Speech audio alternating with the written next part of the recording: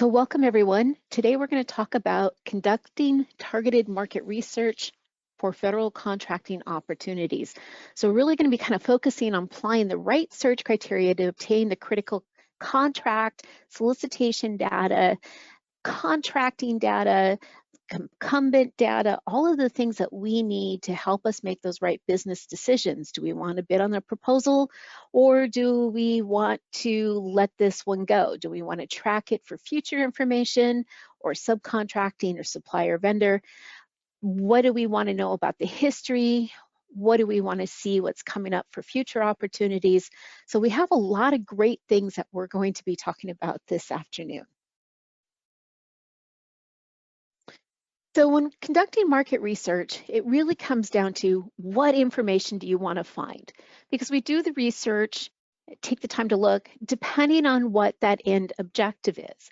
And often it's easy, because internet just seems to be built that way, to kind of get off on a tangent, rabbit trail, chase something else down, or get focused on just looking for a job opportunity because something caught our eye.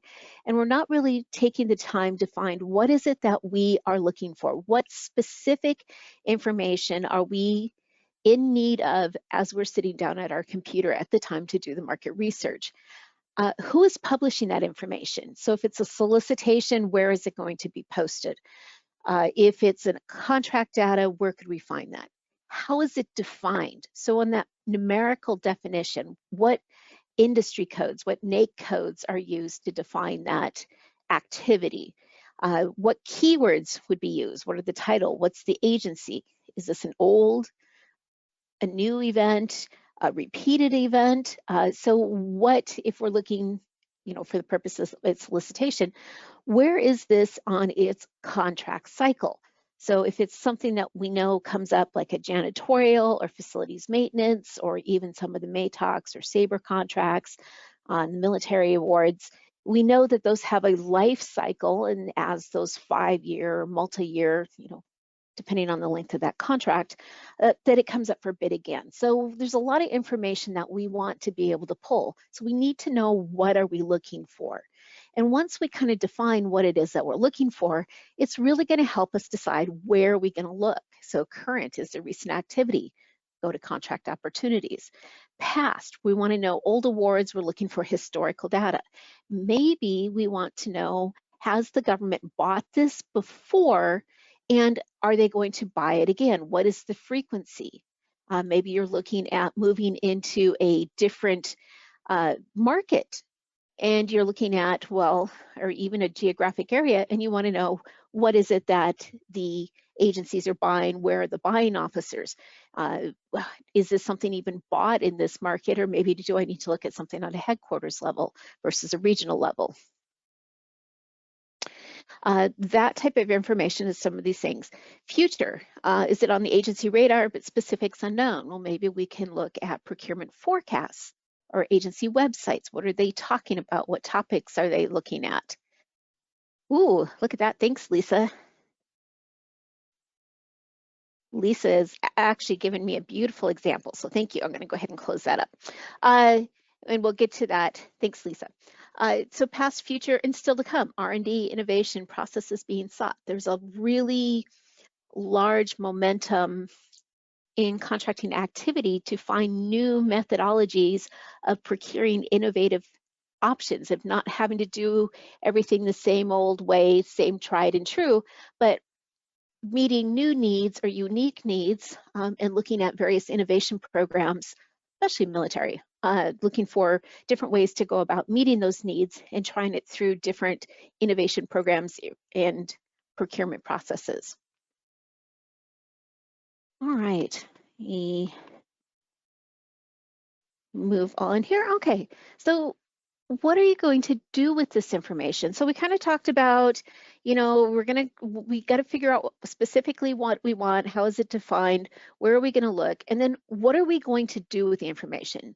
Something such as make a go, no go decision on a current solicitation. Is this something that it looks good, but is the timing right? We want to look at the mechanics, we want to look at the history to help decide yes or no.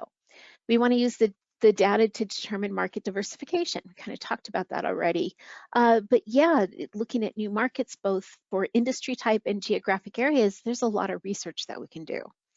Maybe we want to partner with another company in some sort of teaming level, even as much as a mentor protege or a joint venture, or even just as a prime sub relationship. We want to be able to do some research on that other company and see, well, what is their contracting history? What are their references? What's their performance information?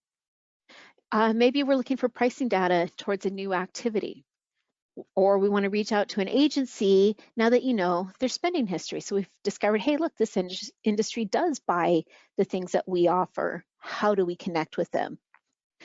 So a little bit of a quote here. Once you've conducted market research, you should analyze the data, identify patterns and trends, understand your target audience need and preferences, assess competitive landscape, refine your product or services, etc., and then use these insights to make informed business decisions. Now, I pulled the quote right from this article from Hanover Research. It's a great article. I promise you guys will get those slides and can click on that and read that article on really what to do with the big data now that you've gone through the research and how to analyze the trends to find that information. They do it more of a big data than contracting, but it's still really applicable because we're going to, again, analyze, identify, assess, refine, and then use these insights to make informed business decisions. So let's talk about defining the target. Okay, just quick check. Close that back up. All right, so defining the target. What do we want to find? So what information is needed so that we hit that bullseye that we really want to find that data and are not just spending aimless time clicking around the various databases that are available? So let's talk about target points for a second. Again, we kind of talked about this, but what is that search goal, the why, in the search terms in the database? So thinking about these target points like the ring of a bullseye, now we're going to come back and we're going to ask, well, what information do we need? The solicitation history, incumbent information, who is the incumbent for the preceding contract, and what do we know about that incumbent? Are they doing business elsewhere? How's their performance? What are their odds of having that edge of being the incumbent for the next contract cycle? What's the spending history, not only from the agency, but even down to that particular solicitation? What did the contracting officer, who was the contracting officer? What's their contact information? What's the agency spending history, spending forecasts, potential primes or subs? Again, more agency information because you can't have too much of that information. And really, what is your market? Who are your competitors? So these are some of these overarching things that we want to think about to help really dial in our search goals, our why, our what, and how, and where we're going to look. So when we're talking about defining the data, here's the start point. So obviously we're going to use keywords. How is that buying activity described? And when you are building search criteria for doing market research, for building solicitation search profiles, for anything, you really want to take that time and effort of putting this information together and hang on to it. Don't rebuild that every time you sit down to do a search. Keep a notebook, keep a spreadsheet, however is good for you to kind of define what it is that you're looking at and keep track of that information, because you are going to discover you're going to use it repeatedly, and the better that you understand those data points, the easier it becomes to do the search.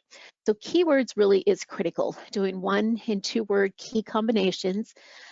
Some websites do a little better with more than a single word, others, not so much. So it really helps to, how are we defining that? Looking at NAICS codes. And I encourage everyone to use the census.gov website because they are the federal agency that has a responsibility for maintaining those NAICS codes. And so you go to the source. They update that every 5 years. They give really good descriptions. They give good cross references. So if you're close on a NAICS code, but not quite, there's good cross references. And in those descriptions are some great keywords that you can use for defining that activity as well. So it's got a good search mechanism. The one downside for the website is it can only do a single word search. So it doesn't do keyword combinations at all. But it really helps you think about those keywords when you're defining what it is that you're looking for and how would you code that industry. Product and service codes, it's good to think of these as a subset to further define NAICS codes. So if we take a NAICS code like, say, janitorial services, it's pretty straightforward. That NAICS code really covers like 95% of that industry. And whether we use keywords like custodial, housekeeping, janitorial, facilities management, facilities cleaning, things like that, we have a well-defined NAICS code. But if we look at something like engineering, oh, I think I have that one finally memorized, but I'm not even going to guess it now. We'll dig it up shortly. But an engineering NAICS code, well, that covers all the various disciplines: civilian, the civil engineering, structural, mechanical, Arctic, environmental. It covers a vast, huge difference in range under that one NAICS code. So that's where we can then use the product service codes to further define what we're looking for. And I'll show you good examples of that. So these can be really helpful. A couple of different websites for looking these up, for finding those. Outreach Systems has probably one of the best that I use most frequently because it's a great get in and play, but there are the federal posted as well. There's a how-to guide for looking up PSC codes that I have here for your information.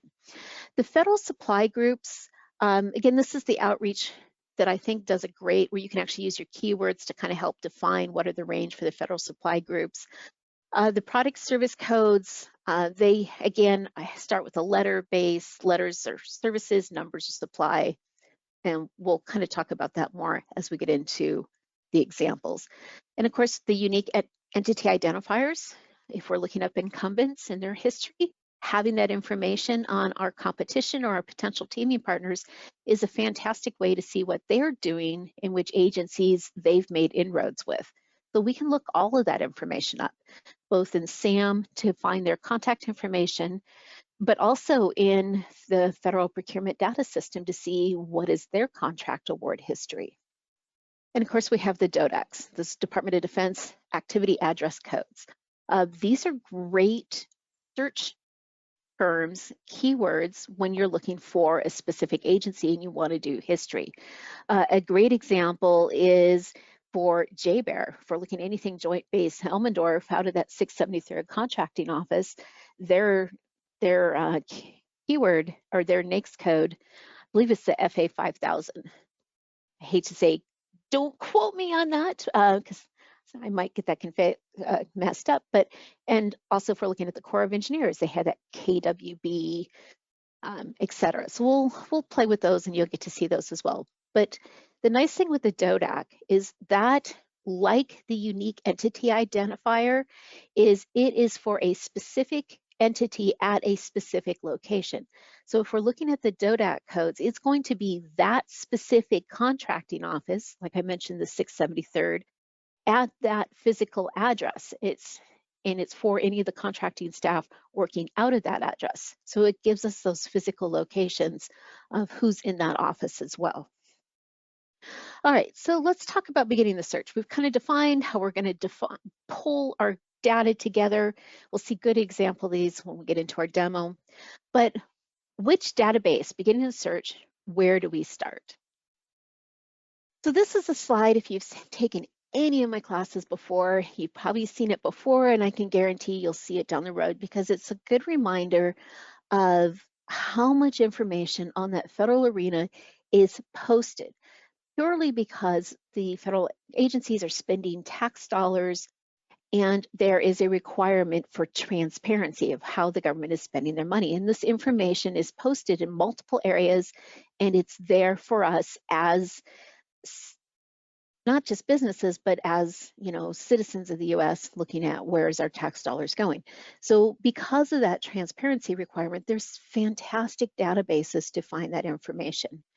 So if we're like, where to start? Well, if we're looking for the here and now, starting at sam.gov and looking at the contract opportunities and what are we searching for?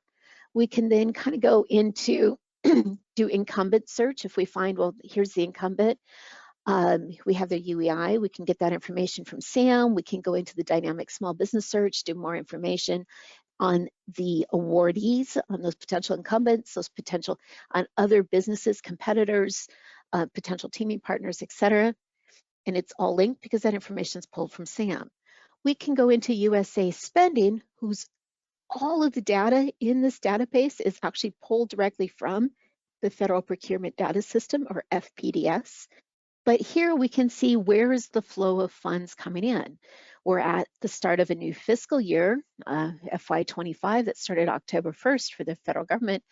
And already we can go into USA Spending and we can see what funds are flowing into the state. I have screenshots of that. We'll get into that a bit. The Federal Procurement Data System, this is the database of past contract activity. If a contract was issued by a civilian agency, the data populates in FPDS within 24 hours of the actual execution of the contract award. So that transition of that information is fairly quick. If we are looking for military contracts, there is still a quarter delay, that 3-month delay, because that data is filtered, and anything that would be considered sensitive for security purposes or not open to public consumption, some of that data then of course is removed from DoD, and that does take time. So there is a delay for any DoD contract history. They usually do those quarterly. It might have sped up a little bit, but civilian agency, it's pretty much a live action. As soon as the contract's executed, that information is sent out and it populates at night. It's available the next day on the database. A little bit of delays. We have GSA. They have their multiple award schedules. We can go in and look at that, the GSA library, and I have a screenshot of that as we'll look at. And also the D2D, the data to decisions. GSA has quite a few search tools where you can search GSA multiple award schedules spending, the inquiries, all the information of how much contract dollars have gone to GSA schedule holders, under which SINs, which schedules, that information's there. Plus they have some other great pricing tools and things available for both the contracting staff and industry. And of course, we have these underutilized agency websites. We have the agency website on a national level, and we also have regional agency websites. So if you're trying to make inroads with an agency, it's good to know, do the research, know what that agency is concerned about, what's their focus, what's their hot topics, what are the things they're looking at now, how are they describing what they're doing, what terminology are they using. If it's important enough for them to take time to post it on the website and it aligns with our business offerings, then we might want to know how are they defining it, what are they talking about, what needs are they highlighting, and what information are they sharing. So it's great research to get to know the agency before you go knock on their door and sit down with the contracting staff. We have agency forecasts, and we are going to play with these a little bit today. And some agencies even have posted budgets. This is the most obvious when it comes to military spending, because we can go into the Department of Defense Comptroller website where they broke it down by the Armed Service Department, Army, Air Force, Navy, etc. And then they break it down even to the types of spending, MILCON, base improvements, things like that, where we can see, and these go out 5 years or so. So there's some really long range forecasting. So if you're looking at what's going on in military, especially for construction engineering, a lot of great information that can be found there. So this is the realm in which we are going to operate this afternoon when we do our what can we find. So here's the links for each one of these websites. I have them here for your information. So again, when you get the slides. And let's talk about conducting the research. So how are we going to do all this? We've figured out our keywords, we've got our goals and our objectives, we know the databases that we can use. Great, how do we get started? All right, so best place to start, honestly, is sam.gov.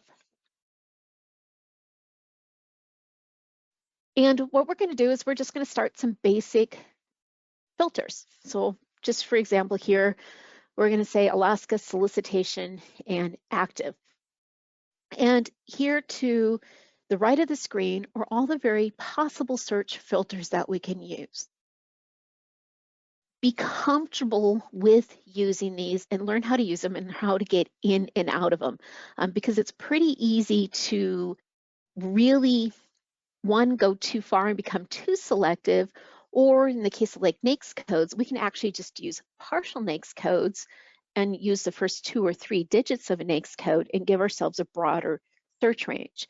So if we're trying by keywords and we're not quite finding the right activity, we can look at those NAICS codes instead of doing the whole 561720 that I believe is the janitorial. We could just do the 561, which starts those services, and then we could do 5617, which kind of gets into the facility. And we can break that down where we can really dial in and keep the right range. One of the other things that I want to mention when we're doing keyword searches is the only place you can put keywords is here in this box where it has that example and it shows the solicitation number with the dashes. If you have a specific solicitation number, don't do the dashes. Often that just seems to confuse it further. But when you're looking at the keywords, you can add multiple keywords, but keep in mind that sometimes it seems like it's not expanding your search, but further restricting the search. You can do things like this and that. You can put things in quotes that do kind of help the keyword search, but just be in mind. There's a simple search editor, but truthfully, I don't play with that much. So I just play with my keyword search. We have the federal organizations, which is great. If you're looking for an agency specific, you can click that down and you can do the overarching agency, or you can drop down to the second level and you can pick that particular department. So for example, Department of Agriculture, but we want Forest Service, we can drop to that second level and just put in Forest Service. And it's going to pull up everything for that particular agency. We can go through the notice types. Are we looking for award notices, sources sought, etc.? Products or services, where that breaks down into the NAICS codes or PSC codes. We can do it by set-aside type. We can use place of performance, contract award details, and the active or inactive status. If you are hearing about something or you're trying to find an award, you're tracking down some past history, you do need to click the inactive. It defaults to just active activities. So if you're looking for something and you know the bid date was recent, you might want to click that inactive. I also use the date feature a lot and say, updated in the past 6 months or past year to help filter out some of the really old information. But when you become comfortable with playing with the filters, you'd be surprised how much easier contract opportunities can be. One other piece of advice, when we're trying to find by place of performance, you will get different search results if you use Alaska as a keyword versus Alaska as a place of performance. If you use Alaska as a place of performance, it's going to limit you on any regional contracts that might include the place of performance for multiple states. So in that case, some IDIQ contract that's going to be all of Region 10 and that agency, that's Alaska, Idaho, Washington, etc. Then if we put down one state, it's going to exempt those activities that are multiple states. But if we use Alaska as a keyword, then it will capture that. So feel free to play with that in both ways, using it both as a keyword or as a place of performance. You don't necessarily have to do both, but play with that and see how that impacts your search results. So playing in SAM, SAM is the best way to kind of capture what's going on for the here and now. What do we have going on? What's coming up in the next 3 months? We can do activity or inactive and kind of see what had happened going back the last 6 months. to kind of see if we're trying, especially if we're trying to get more of a big picture of who's buying what we're selling. How are those activities posted? Is it something that's posted, or is it something that's more of a direct award? And we'll have to go about this a different process. But feel free to use that, become comfortable with those filters, and I think you'll find you'll have a lot more success using sam.gov. Again, I like it for that. What's going on here and now? And then we can take that data. So say, yep, we found something, and you can see it's a fairly recent screenshot from mid-November, and we're like, oh, look at that dozer rental. That's exactly what I want to do. I want to find out some history. So if we're looking at one of these opportunities, what can we do? Where should we go next?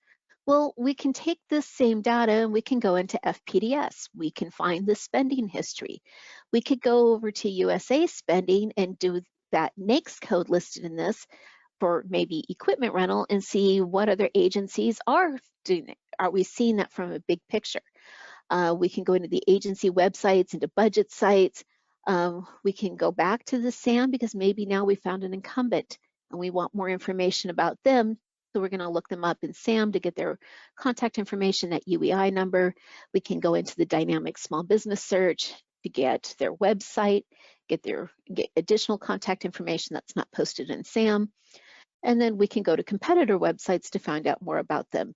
So we do have all of these different things. FPDS is going to give us that procurement history. So we're going to kind of just flow through these with this information to kind of get a bigger picture using it from this particular activity. So here's an example that I've built, and I've already kind of done the pre-searches and screenshot so we can get an idea. But when we do the live demos, we'll actually do this live so you guys can see the process. All right, I'm going to pause just 1 second and check my questions. Okay. Tracking this. All right, so for example, so we had this reopening of the road construction MATOC, and that's that multiple award task order for Alaska. So it's like, what data, if I want to do research on this, what data do I need? So first off, I'm going to ask myself, why am I researching this particular activity? Is it something that I want to know, is it worth putting a bid in to get on this? Because again, it's multiple awards. There's already contractors that have awards that are doing work under this IDIQ. Do I want to get into that mix? Do I want to see the history? Maybe I just want to know the awardees because I provide products or services that support that industry. So example, again, why are we looking? All right, so here's some of the data that I pulled together that I thought was important data that I can then use to go to these other databases to look things up. So you can see here, I grabbed the DODAC of the agencies. It's right here, 1240 BJ, that first 5 characters of a solicitation is always that agency's DODAC. And if you scroll to the bottom, it's going to be the Region 10 Alaska office, Juneau, so Forest Service, but that's the contracting staff physically located in the Juneau area. We grabbed the agency information because that's a great filter. We have the NAICS code that I pulled right from the classification data, this 237310. We grabbed the product service code, this Z2LB, because it's further defining what we're looking for that overarching NAICS code. We know the contract type that's to be awarded because we've grabbed it in the title. And then we have the place of performance for Alaska. We pulled it right from the title again. So without even having to go through the various solicitation packet, we could see where the place of performance. They do have some that's multiple region, but this one's specific for Alaska. All right, so let's take that information and we're going to go over to FPDS. Before I show you what I found in FPDS, let's talk about how to use FPDS, because it is an incredibly powerful database with a lot of data, and like all things with much stuff in it, if you don't know how to use it, it's overwhelming and your success of using it isn't so great to start with, and we become discouraged. So let me give you a few tips when searching within FPDS. So item 1, and I really should have like gold stars and fireworks around this, be sure to download the easy FAQ sheet from the homepage. It is right here. Every time I do a search in FPDS, I have this document saved to my computer, and I open it up because what it's going to give us is the fields that we can search and how to enter the search criteria.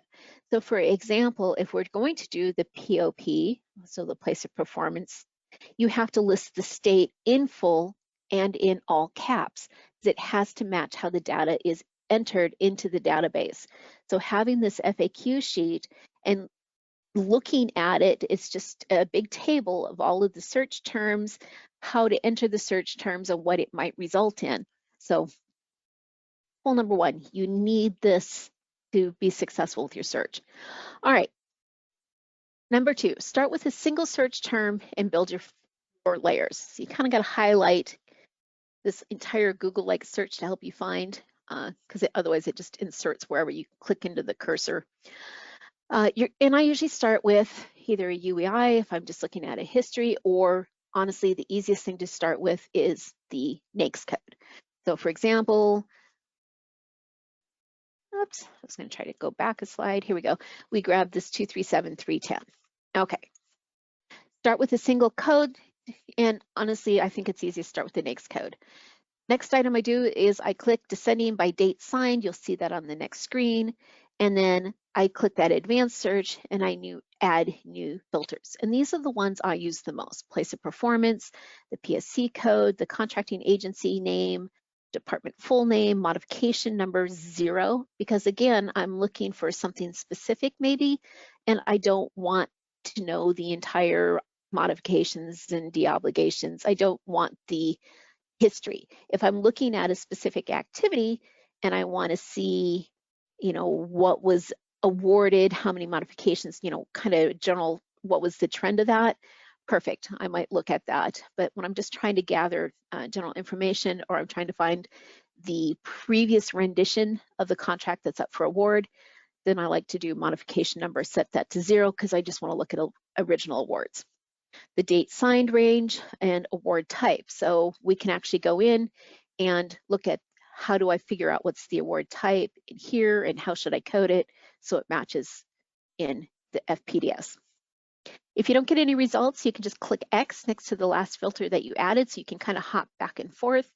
And then each item that's in that kind of blue, purple, I didn't know really what color to call it, you can use as a search filter. And honestly, do not be afraid to break your search. Make errors, play in FPDS so that you really gain that confidence to use this website. Okay, so doing this, I entered my search, my NAICS code here, and you can see the order in which I've added these additional filters. So here's my NAICS code, that 237310.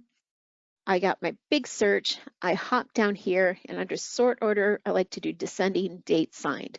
Now this is a preference thing, but what it does is it gets all the new activity towards the top. Now, if we're looking at a previous contract cycle that we want to see if, what's going on, that we might want to go back a few years, but keep in mind that there's decades worth of data here. We don't care about things that happened in 2004. That's too far ago. We really want something, especially if we're looking at history, maybe in the last 5-6 years of that contract activity. We still want the newer items up top. It just makes it visually easier when you're building your search. I went in and clicked the additional. I added my place of performance, Alaska. You can see my PSC code that I pulled right from the solicitation, because again, I want to match how it was coded for this activity. Modification 0, because I want to see who are the players.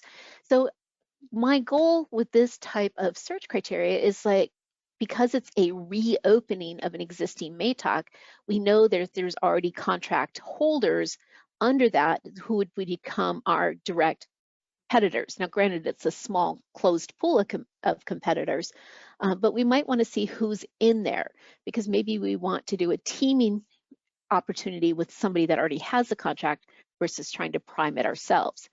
So what I was doing by doing this modification number, it's going to give me the original awards and it's going to show me who has had awards with the Forest Service under these combination of NAICS codes and PSC codes. And I can see right here, and this is their contract activity. So this doesn't mean 7 awards, unique awards. It just means 7 contract actions. It could be 1 main award and 6 delivery orders under against that IDIQ, or modifications, etc. But we can go in here. So when I say click that purple blue color,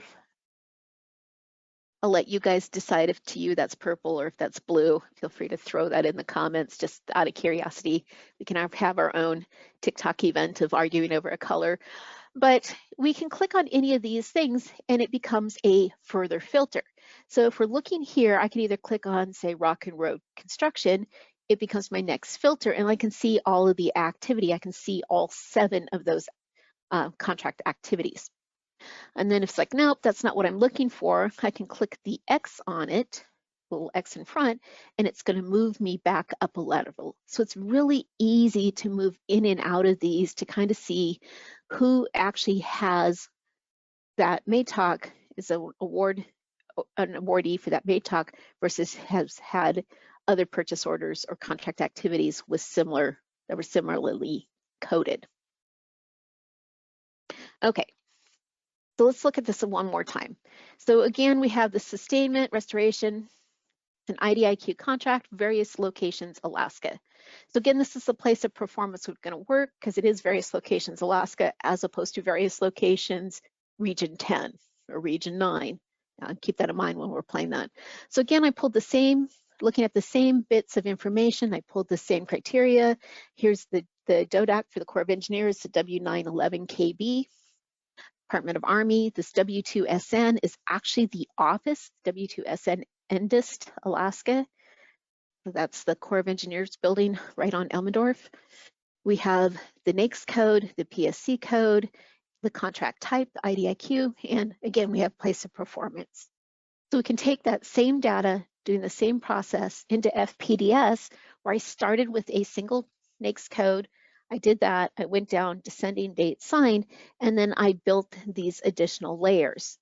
Now, when we do the Defense Department full name, you can either add that by doing an advanced search, but what happens, and we'll see this when we do the live demos, is you're going to start seeing all of the agencies, the top 10 contracting agencies, and you can actually click again on any of these hyperlinks to add it as a search criteria and further filter.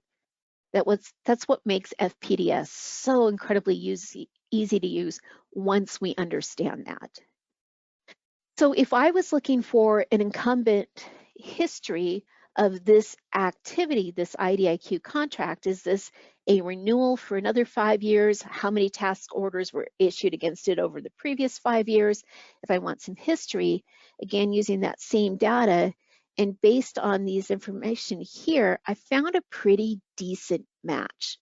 What I don't know is if this is a brand new activity or if it's a recycle of this contract where they always have an IDIQ for these type of things. My guess is it really was a renewal for an existing contract activity that's always in play. But I feel pretty confident going through here without really digging into this. This is the most likely match for that contract history because it's matching all of those other points of data. And there's, again, other contractors that we can go in and take a look at, and we can really kind of take a look at what all is, who all might have been awarded for that. All right, one last, oops, that's because I went the wrong way. No wonder I was wondering why that said Forest Service. Let's try that again. Like Rock and Road's doing a lot of contracts. So again, Corps of Engineers, IDIQ, various locations, sustainment. Really helps if you hit the up or down arrow to get the right slide on the screen in front of you all. Here we go. That looks more reasonable. So now we have, again, search terms, and we can see what was very likely the most best match for that activity. One of the things I do want to pull out is you see this referenced IDV. This is an indefinite delivery vehicle. it's a contract vehicle, IDV. So any of the MATOC, Sabres, JOCs, any of those multiple award contracts in FPDS are an IDV, indefinite delivery. So we can see this particular, here is the main contract. It has that D, it's a delivery order contract. And here is a specific task order issued to this, or delivery order issued to this main contract. So when we look at the award type, we do have a delivery order. So if I'm really looking for the original award, because we're trying to get an idea of that original award, then I would click on this to look at the contract history for this award. Otherwise, what I'm going to get is a lot of different delivery orders. So who is this? ASRC Builders, because again, oh, they're not even top 10 here. But as you can see, so again, down here, we have the main parent contract, the delivery order contract, and these are the individual task orders. But you can see how they're linked. Another great example that I wanted to show you is this is where GSA multiple award schedule. So if you're ever looking at this and you're cluing in, how is this contract? Because we didn't hear about it, we didn't see it in SAM, but we've come across this. How was this contract awarded? So same thing, this is a delivery order, so it was a task order. Here's the contract number, but here is that parent contract. Oops. So it starts with this GS, so that is a GSA multiple awards schedule. So this is the actual contract number for the GSA schedule for BCE. And we can go to GSA because we can see that they've had several, again, same contract, and they've had several task order, and you can see different agencies, because this one was really built for you to see. We have that GSA schedule. We can go to the GSA e-library, and we can enter that award number. And what we're going to get is we're going to find the actual award for that GSA schedule, and we can take a look at their contract. We can actually go in and look at Bratislawski's GSA award to see, and we can do research. So if we're thinking at a GSA schedule and you happen to know a competitor or one of your teaming partners is heavily involved and doing well under the GSA schedule, there's a lot of information that you can pull. So I just kind of wanted to show you, if you're ever looking at these, the delivery order, anything that's GS, this is how we can find that information. All right, and again, this is just the GSA e-library website. You've got the link here, plus on the previous slide. And again, you can go in and do a lot of information and find out both schedule holders and not necessarily just content. If you're looking for stuff, you want to be searching on the GSA Advantage website. But if you're looking for schedule holders, then looking at the GSA e-library, going through their various categories, you can go down and ultimately get down to where you're finding the schedule holders. All right, one other great search tool, we kind of mentioned it on that big circular slide of all the different websites, is the Acquisition Gateway, this D2D tools for GSA. They have some great category spend guidance. You can go in and do some search, market research tools, analytics dashboard, some service fee. There's some different calc tools that are really great that's used for both contracting officers to help them do price determination, but things that you can use as well when you're trying to find, are your prices competitive? Some great tools. Whole different topic for another time. So let's get back to searching. So we kind of showed you how I'm taking this data, I'm grabbing an activity from SAM, and I'm going in, I'm digging into FPDS because now I want to find awards. I want to find specific awards that might have resulted from the previous application. Okay, so USA spending, again, I have some tips on how to use it. I'm not going to go into that so much now. You guys look at the slides. I want to make sure we save time to do our live examples. But I like USA spending for big picture flow of funds, what agencies are spending, where's the money coming from, who are some of the big recipients, especially for the grant realm.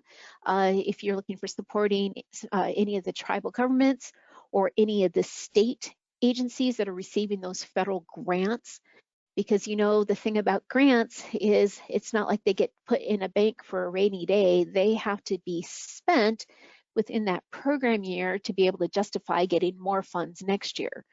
So if we're seeing the state of Alaska Department of Transportation Marine Highway has received a large grant, we know the state's going to be rolling that into, and it's going to result in solicitations for activities for the state Alaska DOT. So again, we can kind of see where's that money coming in, and then we can further follow it to those recipients and what are they doing with it. So sometimes we get so focused on contract data, we're not looking at where's the funds throwing through those grant venues. Something to think about. Just a quick screenshot here. Time period, this is an older, I grabbed this in November, so still a little shy. Oh, no, I'm wrong. I grabbed this last night. So time period, this is all of the spending for fiscal year 24. These were my only two search filters because I went up here, click time period by fiscal year, FY24, you can kind of see it. Then I scrolled down, I added location, United States and Alaska.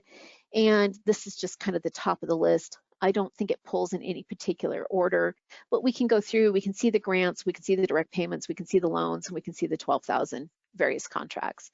So again, this is a lot of data to filter through. You can download it into that comma separated values spreadsheet or into a PDF if you like to get into Excel and do pivot tables or stuff. You can manipulate the data, and this gives you, if you're looking for data for a specific activity, this is a rough way to do it. I would really recommend going into FPDS, go to the source, than trying to do it through the secondary. Because again, all this information is pulled from FPDS. But again, big picture, we had 16.1 billion in obligations move through the state in fiscal year 24.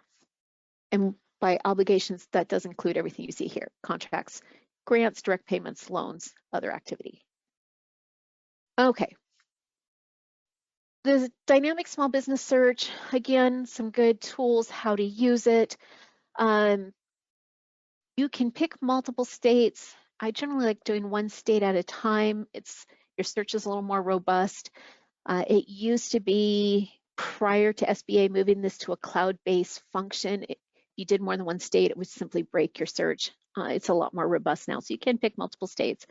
You can do partial, you can do area code, you can do partial zip codes. I do that a lot when I'm searching in Alaska. Like if I want just something on the Anchorage, Wasilla, Kenai, road system, I might put in 995 and it's going to cover that area. And then we can come in if we're looking for government certifications. And of course, this is the very top. All of these various things that we've been talking about can become search filters in dynamic small business search. But the point of this website is, again, we're finding businesses, whether we're looking for teaming partners, we're looking for more specific information on a potential teaming partner or on the incumbent, or if we're even checking to see if they are or are not a small business. Because if this database only brings back the results from SAM that are small business, that's the dynamic small business search. Nonprofits, organizations, universities, institutes, etc., will not be pulled in this, only the small business. So if you're looking to build, for you to do a marketing campaign of potential primes that you want to market to, or someone that you want to provide supplies, incredibly strong database for pulling list of businesses. Again, more information here.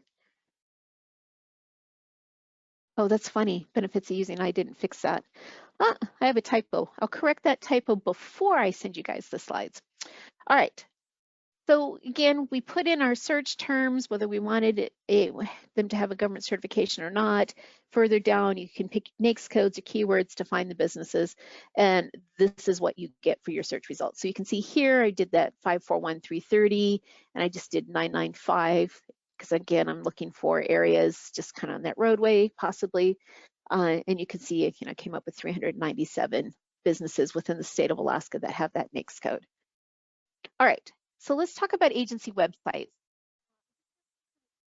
The next couple of slides, because I really want to get into our live demos, because I think that'll really help gel. Okay. just pausing to look at questions again. This process. So again, we have our agency website on that, U.S. Department of Agriculture.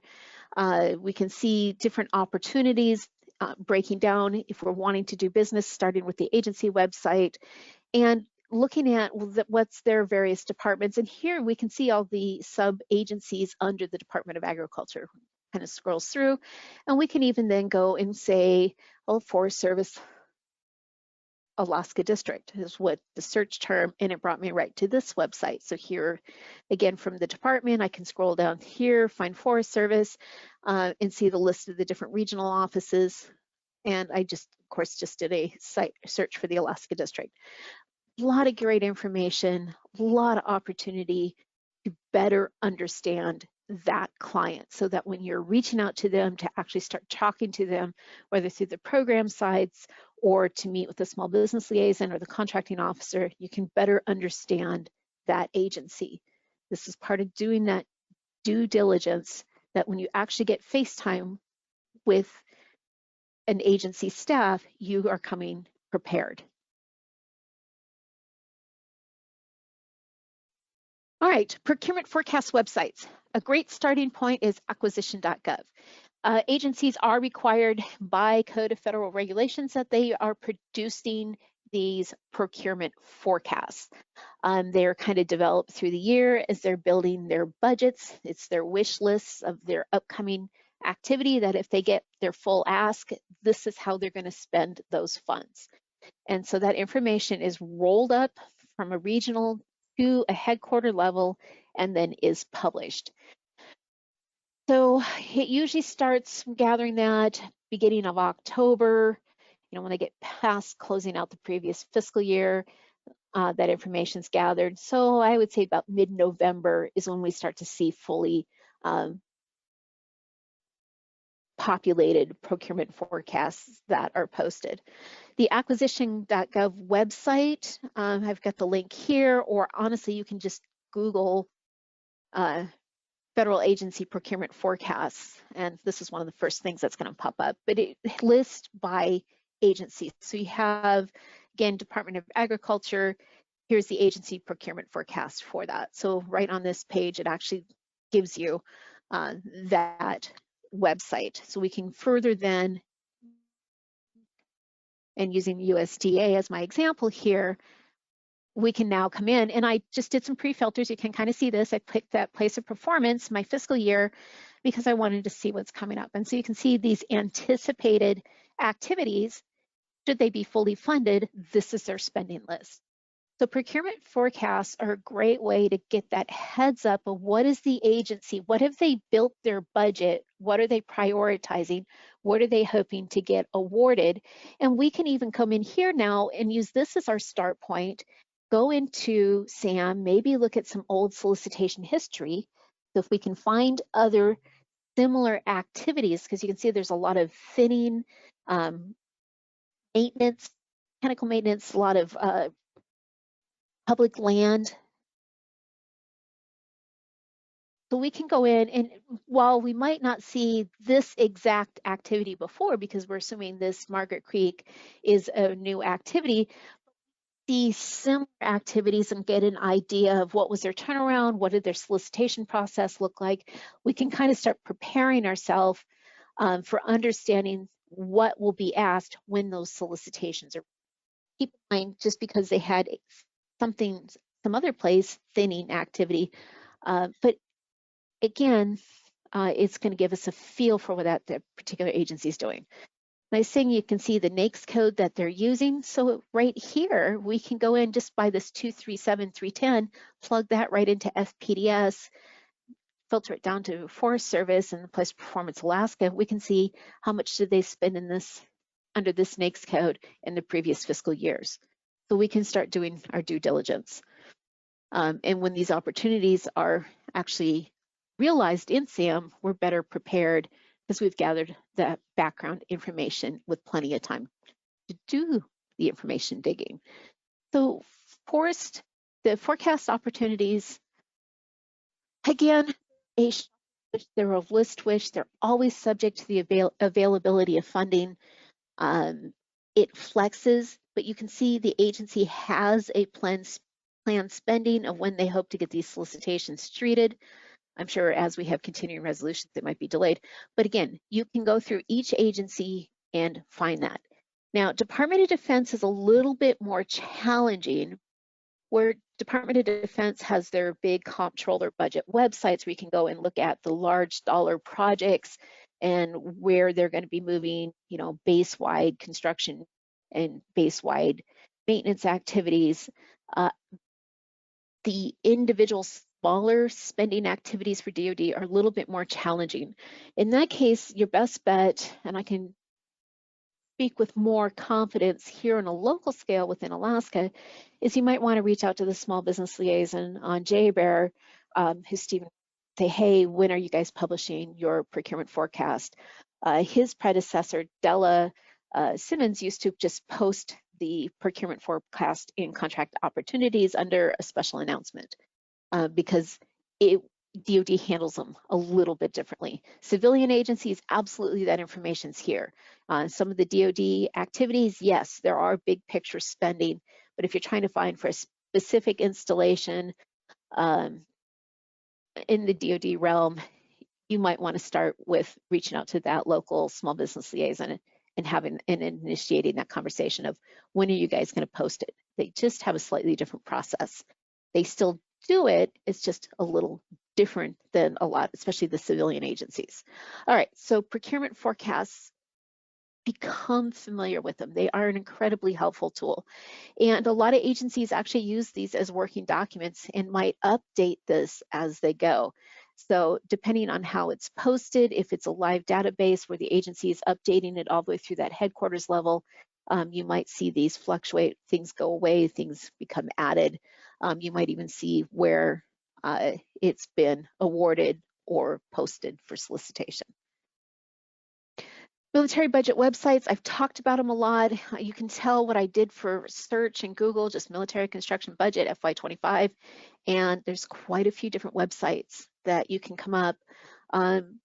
Biggest one is really right here, Comptroller, budget estimates, military construction. So there's a lot of different great information because the military budget is kind of separate from rest of the civilian agency budget. So good information for you of what might the area be spending. And it does break it down by geographic region once you get into the reports. Okay, so next steps. Well, let's solve the problem by using big data. None of us have the slightest idea what to do with. What are we going to do? I just showed you a lot of databases, a lot of things we can look at, a lot of stuff through and dig through. But how are we going to actually use this information? How are we going to make it relevant for us and what our immediate need is? So here's some things. How are you going to use it? Review the value of the search. Did you find the information you needed? If you didn't, what do you think might be missing? Who do you think might be able to help you? And if you are trying to find something and you're using these different processes and you're just not having that success, feel free to reach out to our office, schedule an appointment with one of the staff at the Alaska Apex and let us help you, and we can sit down and do that search for you too. Sometimes the coding changes because it was a different contracting officer and they code it slightly different using a slightly different NAICS code, or they might have titled it slightly different and we might need more information from the contracting officer itself. So we can find it. Did you find what you were looking for? Did you find information that was helpful? What did you need to tweak, or what areas do you think we could tweak to find what you're looking for? And then again, we're going to use that information to evaluate agency spending trends, assess our competitive landscape, develop your procurement pipeline potential, because, especially looking, you have those forecasts, what is intended should funds be realized. How can we incorporate that research into our business decisions? Ultimately, for as much as we try and for as great as our staff is, there's still only so many hours in a day, and there are only so many solicitations that you can successfully put a good bid packet together to go after. So using this information to pick and choose and to be able to put your best foot forward instead of maybe doing, your best effort for the time you have at the moment and just go for the more is better than none at all type of approach. It's up to you to kind of decide, one, because you thought about why are you searching, but now for you to decide what is that end result with how are you going to use that data to your business forward. And again, keep in mind this number 5 here, use it to build relationships, both for those teamed opportunities, but also to build agency relationships, the websites, their past history, those contracting staff. Get to know them. It gives you something to talk about when you finally get that face-to-face time. Maintain those search criteria lists. You're going to use that endlessly for multiple databases. It's not like this database only uses these terms and then you have to have a whole new list of terms for the other database. It's the same terms that you're using across multiple databases. So if you understand how that activity is codified, making up words possibly, but how is it coded, the NAICS code, those keywords, how's it defined, then it's going to help you become better for consistent searches down the road. And if the data was good for finding the right information, is it also good to use for marketing your company? So, and we're going to kind of flip it. If we say that 237 that we saw in our examples for the specialty construction, those road MATOCs for the Forest Service, if that's something, yeah, that's where you live, then maybe that information should also be on your website, for marketing, or on your business cards, or on your statement, your capability statements that you're handing out to those agencies. Or if they're researching you, that they can use the same data that they're familiar with to find your business. So kind of flip that on its head when you're thinking about, can you use that for marketing? And if you have a website, just a quick side note, do you have a government contracting page on your website where this information's listed, so an agency can say, oh, hey, look, we are a match for what I'm looking for. They know when they found that match as well. All right, 2, deep breath. I'm gonna grab a swig of water. So let's dig into some live demos. Now I've kind of pre-populated some that we can do a search, but we are also nice have, let me pull up my Q&A box again that, oh, Lisa left. Well, I'll have to follow up with her later. So she gave me a specific solicitation that she was looking for and was having some problems finding some stuff. So the 2 people that gave me demo had to leave. So for those of you that are left, if you want specific things that you'd like me to search or keywords, we can do that. Otherwise, I am going to do this. So this is a screenshot that I had grabbed. Last week, I had done deciphering a solicitation, and I used this particular, again, Forest Service activity that I was talking about. We were talking about, when you're looking at the combined synopsis solicitation, to look at the completeness of the solicitation package to know if you have everything that you need. So what we want to do is we're going to take the same information and we're going to look at it from a procurement history. So we can see that the agency is buying this jet boat package. Is this a one-off, or is this something that they've done before? So I'm going to pop out of that, hop over here to Sam. Sorry, guys. Give me a second to re-sign in. It never lasts long enough.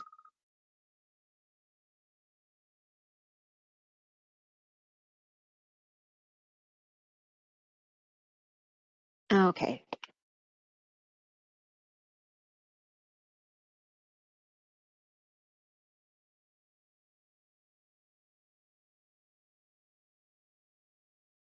Which is kind of silly now that I think about it. I didn't need to sign in when I had the full link. There we go. Okay, so here's the solicitation package.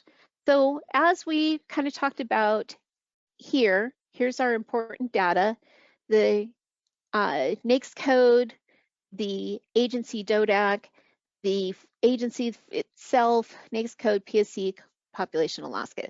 So what I want to know, because this NAICS code, this 33, it's boat building, and then they had the 2010 ship and boat propulsion components. We want to see, is the agency doing this before? So this is a quick, fast let's go into FPDS, and then hopefully we can find some more complex. So the first thing I'm going to do is scroll down to the classification. I want to grab that NAICS code, and I'm going to hop over here to FPDS. Again, you got to kind of just get that out of the way. I'm going to plug in my NAICS code. All right, so again, the only thing that we were doing in SAM is we were kind of pre-deciding this is the type of information I'm looking for. Now, my goal of hopping into FPDS is I want to know the purchasing history. I want to know, I could narrow it down to, has Forest Service bought, how frequently do they buy boats? Is this something that they shop on a regular basis? Or is this just a one-off for this particular activity? So we can see here, again, looking at these dates, C2001, this is why immediately I come down here to descending and date signed, just because, again, I want current activity. Now, this is nationwide at this point in time. The only search criteria is this. So then I can come up here to my advanced search, and I can add some additional. Now, again, this is what it looks like, the Easy Search FAQ. So if I'm looking at place of performance, I can come down here, do my little. So here we get place performance, congressional district, county, state name. So this is the field place, and it's saying it has to be an exact match. And this is how I have to list it. So full name, in state, of state, in all caps, so example. Knowing how you can use these different areas is incredibly helpful. Exact, free text, NAICS codes, self, you have to have the full 6-digit code. So you can just kind of see all of these are different things that we can pull for search. All right, let me get that off the screen. So hop back over to my results. So I'm going to come up here to advanced search, and I can add multiple. I don't have to do them one by one. I'll be honest, I tend to, just because that's me, and I like building it and kind of seeing how it's going, but we don't have to. So we knew from our FAQ sheet that I want that place of performance. I can click P on my keyboard. It's going to bring it down to me on the list. And so I want POP state name. And right now, all I care about is Alaska. So I'm going to put that in all caps and search. See, this is why I like doing it one by one.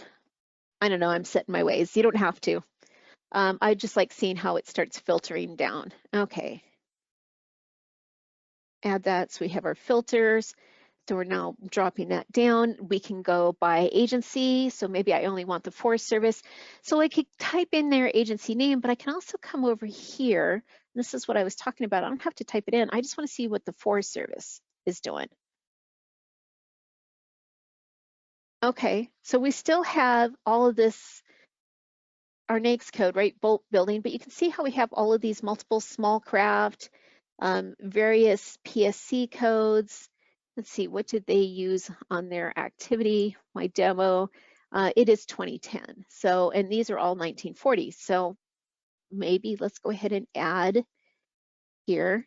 And again, I'm going to just E, and there's my PSC code. And I can look at the cheat sheet, just because it's really good to get in that habit. And the control F just pulls up this little, and so it says exact four characters. So this is how I have to enter it. And so we can do 2010. And look at that. Well, gosh, Forest Service in Alaska, place performance, they've not used that particular PSC code. So maybe we have a new buyer that thought that was a better value. Okay, no big deal. I broke my search, so now I'm just going to simply click that X and I'm going to move backwards. So maybe what we want is all of these small craft 1940, and I can click on it, and now I'm going to filter out other activity. This particular solicitation, not only were they buying the engine, but they are also looking for someone that can service it too, so they used a different PSC code. But it just here, we can either download, we could set a date range if we want. When we're looking at date ranges, We can come over here and what do I want? Maybe I want, was it awarded last year? I could say have completion date. I could use performance, period of performance. There's a bunch of different dates signed. There's a bunch of different ways that we could then decide how we want to filter that to put in some sort of time period to go in and let me just try performance. Yeah, so here we go, period of performance, the to and from date. So if I just wanted to take a quick snapshot of has it been bought before, I'm going to add, I'm going to come down here again, scroll down.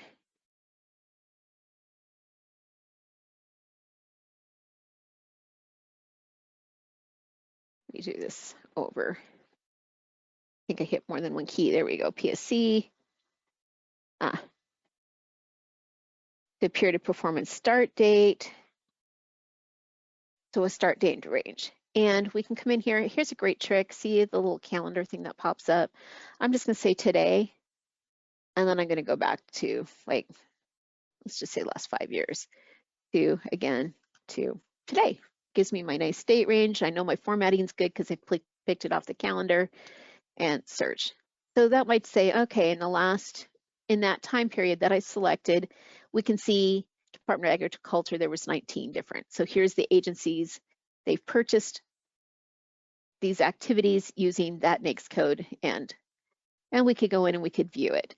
Now you can see how here we have award ID and then we have our mods in parentheses. So here's the award, here's the mod. This is why I like adding the modification, setting that to 0, because original awards look just like this. And now we can see we have 11. We've removed the obligation, de-obligation, whatever administrative mods they might have had to add. And now we can just actually see the spending under that particular NAICS code, where the place of performance was Alaska. All right, let's go ahead and clear that out. Questions, anybody? Anybody else have examples? Let me pull up my Q&A box. I'll have to get a hold of Lisa. It's too bad that she left. Okay, so starting from, let me do one more canned. All right, pull this back up here. Okay, so we have another again from the Coast Guard where we're looking at, they were doing supply buys, skin, shipbuilding, repairing. So I have a few others that we can do here. I want to change it up a little bit. So here, let's talk about this one for Department of Transportation. So this is a good example here too. So we have this reconstruction, NPOWI highway to marine access facility, and even though this is Department of Transportation, this is actually for FAA or Federal FHW, yeah, Federal Highway, they do FHWA activity. And so I just wanted to show the reason I had used this when I was doing the demo for the defining solicitation, because this was actually a sealed bidding as opposed to a negotiated. So it was really, that's why we have that link to the bid opening here. But if we want to see more activity, say that doing direct awards instead of the state of Alaska Department DOT, we're looking at these federal FWHA activity that's coming through here and we want to take a look at it. Let's use this example. So we have, and I didn't do the same where I highlighted it, but just from the title, we've got, okay, marine access, we know the agency, we know the sub-tier, right? We have the office, we have the NAICS code, we have a PSC code, and we have some activity that we can do this on. So let me use that. And again, for those of you still joining me, any other suggestions, feel free, because I want to make sure this is something that makes sense for you. So that PSC code is the 237310. Oops.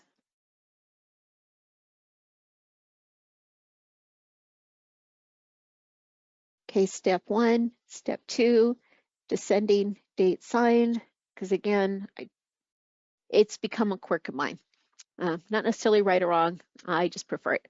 All right, so we also have the PSC code, so I'm going to go ahead and add a couple of things. So again, if we're looking at state of Alaska, so we can go back to our place of performance. I'm going to add the PSC code because I'm going to try to match the solicitation, and that was the Y1LB.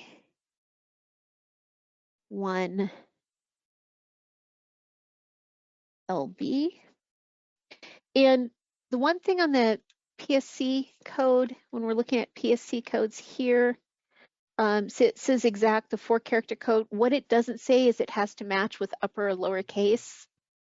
But to be honest, since it's listed down here in all uppercase, we want to match it. I think you're going to have a better search. And then I also want to come down here to my place of performance, date name, and again, all caps. Okay. Oops, and the other thing I want to do, just because I want to get rid of some of the noise.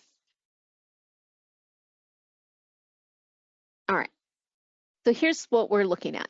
So we know that, again, the solicitation activity was FWHA. They're looking at street, highway, bridge construction, construction, highway, road.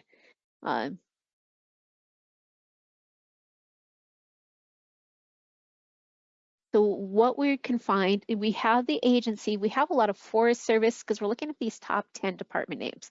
So if this is the realm that you're in, this is great. Here's the agencies that have issued the contract, and then our subgroup, if we scroll down, we can start seeing top full legal business names too that are falling under these classifications. So we can say, well, you know, we're really interested in that federal highway. I want to kind of find a history of federal highway. Maybe I haven't bid on them before. A little more information, who's had contracts before, who's familiar. Maybe you're looking for a prime that you can sub and you want somebody with the experience of working with this particular agency. So now I've added. Easy peasy, clicked on it, federal highway. And if I think, oh, no, wait, I want to go back a second, I just click that X and I'm back here to all of the various agency, the department full name, down to the sub agency. All right, so let's hop back here. Again, be comfortable with hopping in and out of these because it's so easy to just move in and out of these and play with those filters. So we have a lot of information. We've started to match the activity. We have an idea. So just based on the classification code, we can come in here because this was a sealed bid. We could come in here and we could do the competition type. So if I wanted to know how to do that, has this agency, do they always do it as sealed bid? I could come under here and just do competition. So I take my all caps off, the competition date, completion, here we go, competitive. So we could competitive,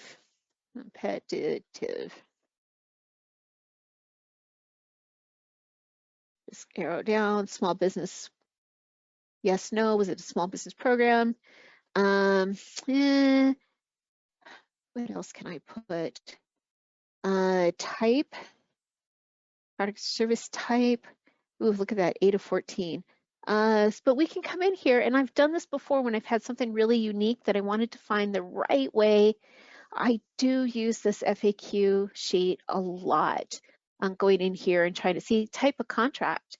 What I want to know is, I really want to know more of the competitive action. Because it can go in here, was it a small business set aside? Extent competed. I might not be able to search by sealed bid versus negotiated. That might not be available. But I don't know until I actually sit here and play. Just for purposes of time now, we're down to the last couple minutes, so I'm not going to bore you with me scrolling through. I just wanted to show you how, if you're rethinking, you're really trying to better define something, using that FAQ sheet for FPDS is really going to help. And if it comes back with no match is found, then we just close that and go back up. But we can start really looking at these, and these are all original awards, and we can start seeing, we can go in, we can view the activity. Here's the one downside of looking at FPDS. A lot of people want to find incumbent value because they want to see what was awarded.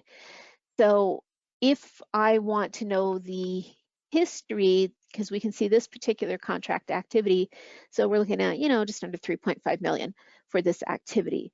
The nice thing is this amount kind of goes through, we'd probably want to find the most current modification to see if additional funds. People kind of tend to want to use that as a benchmark for their bidding. Don't do that. What we don't have is the solicitation that led to this contract. Now I can scroll down and I can see right here, construction services for Project Alaska, FWS, Kenai, Ski-Lac Lake Road AOP improvement. So AOP, we saw that, right? That's similar in nature to what the previous one that we were looking at. But what we don't know is we don't have any way to compare the scope of work, apple to apple, orange to orange, to know what exactly what they were bidding on. So even if we find something, construction is a little more challenging, but say if it was a service and it really is the incumbent and it was the previous award, we don't know what changed from last contract cycle to this contract cycle. And so unless you have the solicitation for this activity that resulted in this award, you really can't look at the amount that was awarded on that contract and know exactly what the agency paid for, because this description isn't giving you that price bid sheet. So be careful of that if you're really only looking in FPDS for the incumbent, because you want to see the dollar amount is spent and you're going to use that. There's a whole accounting concept of the time value of money, especially if this is a couple years older. This one's fairly recent, but we don't have the scope. That is the one thing FPDS is not going to give you. It's just going to give you that little tiny brief description. Look at that 250 character limit, and that's it. It is not going to give you the entirety of the solicitation. It's not going to give you any other award data. You don't know the entirety of the scope. So just do not rely on this overly much. If you're trying to get an idea of an agency spending under this NAICS code, great. These dollar amounts have value then. But if you're trying to do it as a old solicitation to a new solicitation just posted and you're using that as a benchmark, be careful that you're not setting yourself up for failure, assuming that's some sort of watermark you want to hit, because we don't.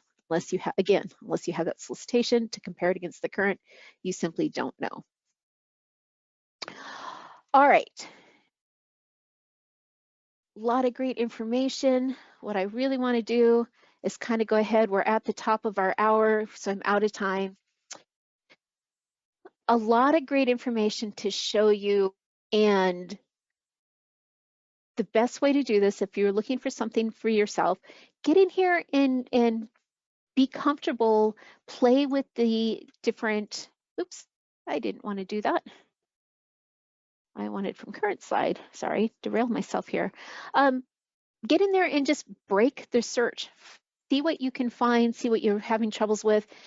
Play in the search using the various websites, and then feel free to reach out to us.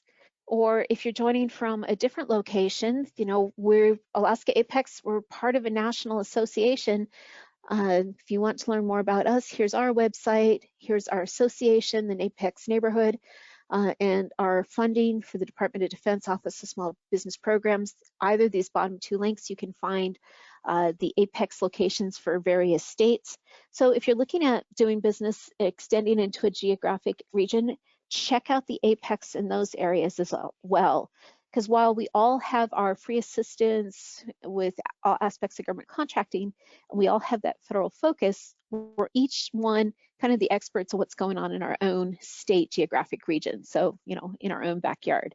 So if you want to meet with agencies and the buyers in other states, reach out to that Apex and see who they have already built those relationships with for those local small business liaisons. And of course, here's how to reach the staff for the Alaska Apex.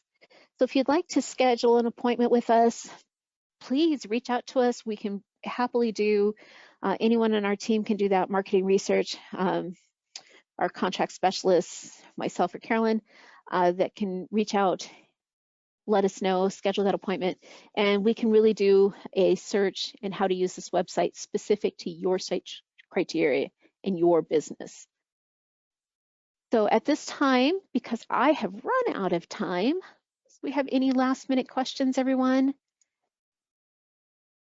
Anna, you'll have to let Melanie know. I'm sorry that I didn't use her example. And I'll follow up with Lisa.